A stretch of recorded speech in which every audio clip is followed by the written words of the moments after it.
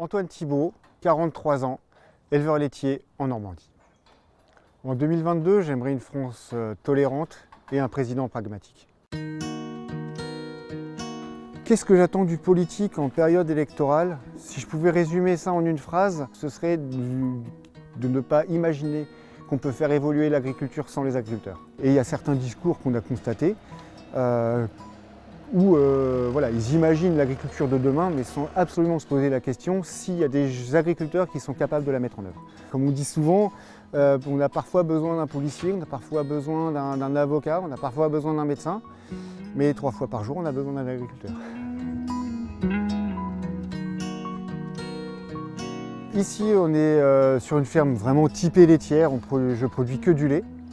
Je me suis installé ici à la suite de mon père il y a bientôt 20 ans, le 1er janvier 2002. Je me sens régulièrement pointé du doigt parce que certains militants, qui soient dans les associations, qui soient dans les partis politiques, voudraient faire croire que les dérives qu'on peut constater parfois dans le monde agricole sont la règle et que du coup ça salit toute une profession. C'est bien, c'est comme ça et ça fait miroir. Salut tout le monde alors, est-ce que vous vous rappelez la semaine dernière je parlais du broyage de l'herbe parce que les vaches m'avaient laissé trop parce que les vaches n'avaient pas mangé et le problème c'est que par endroit. Je me suis lancé sur les réseaux sociaux il y a 5 ans maintenant, donc sur Twitter et YouTube, pour montrer un petit peu la réalité de ce métier, couper court aux idées reçues. Et ben voilà, c'est pas mal ça. C'est parti. C'est important et je pense que montrer la réalité des choses dans nos fermes sans rien cacher, c'est la seule façon d'être crédible au final. Aujourd'hui, je suis un peu considéré comme un influenceur parce que j'ai quand même une communauté importante qui me suit.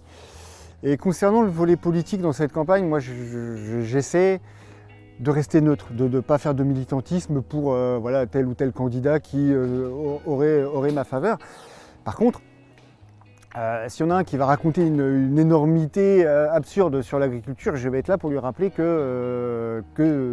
n'est pas dans la vérité.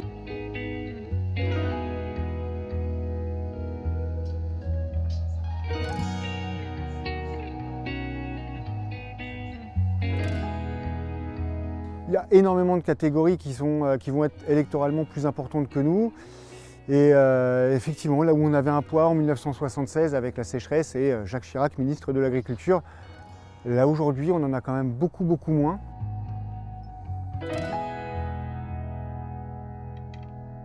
J'attends énormément des candidats et du gouvernement actuel et des candidats pour très longtemps de ne pas importer l'agriculture qu'on ne veut pas produire en France. Si on veut une agriculture sans pesticides, on n'importe pas une agriculture bourrée de pesticides. Si on veut une agriculture qui soit respectueuse des animaux, on n'importe pas une agriculture irrespectueuse des animaux.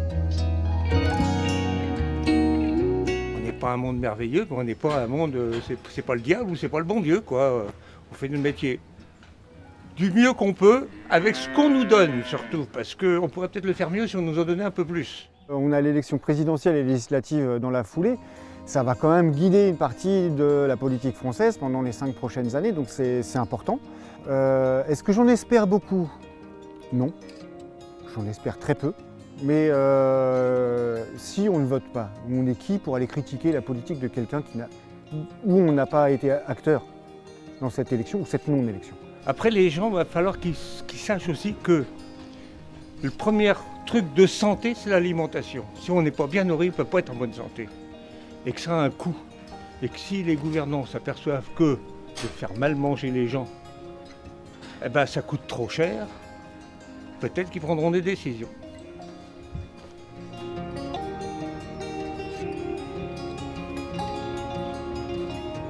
C'est pas dans un isoloir qu'on change l'agriculture. C'est dans un caddie, c'est quand on fait ses courses au supermarché, où on se dit « je veux faire vivre mes montagnes, j'achète des AOP ». Je refuse l'utilisation de produits phytosanitaires et d'engrais chimiques, j'achète du bio.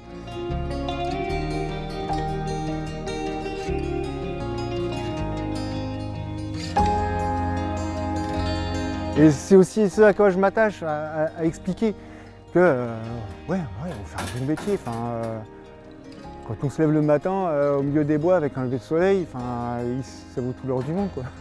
Je suis un éleveur heureux, ouais. Oui, je suis épanoui dans mon métier. J'ai des galères, mais qui n'en a pas.